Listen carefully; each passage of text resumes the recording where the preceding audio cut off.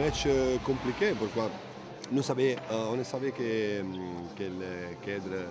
n'avait pas beaucoup de joueurs. On a mis les matchs sous la pression. Et tous les matchs, et après, c'est normal. Ils sont joueurs qui ont qualité, ils ont qualité. Et bon, il n'était pas facile. La première partie, la deuxième partie, après, l'équipe a défendu dernière. Et ça, c'est compliqué d'ouvrir une défense, de faire le but quand tu rencontres une défense dernière. Il n'y a pas d'espace, il y a ça. Et on a eu la chose bien qu'on a eu la patience d'attendre bien que la défense le serve. La chose, c'est une grande déception de voir notre limite de modèle, peut-être de modèle de club, peut-être de compétences d'équipe. On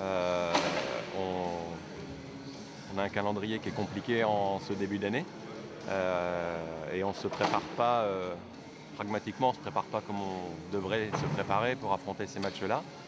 Le modèle de club dont je parle, il repose sur une très grande qualité de joueurs, mais une quantité restreinte, avec des éloignements géographiques qui, légitimement, on peut le comprendre, nécessitent des retours chacun chez soi.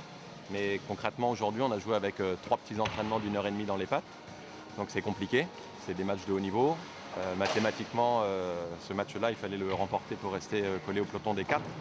Indépendamment de la victoire, le championnat est encore long, mais c'est bien plus les conditions dans lesquelles on va pouvoir aborder les autres matchs qui sont plus inquiétantes et qui font, indépendamment d'un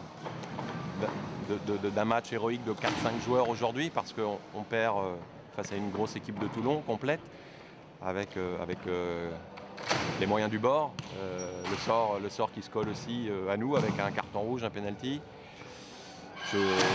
C'est compliqué et la semaine prochaine on va à Garges déjà, on a des blessés, on a des suspendus, donc pour faire simple, est-ce qu'on est équipé pour jouer les playoffs? C'est pas sûr. Et c'est surtout cette vérité qu'on prend en pleine face aujourd'hui qui fait le plus mal.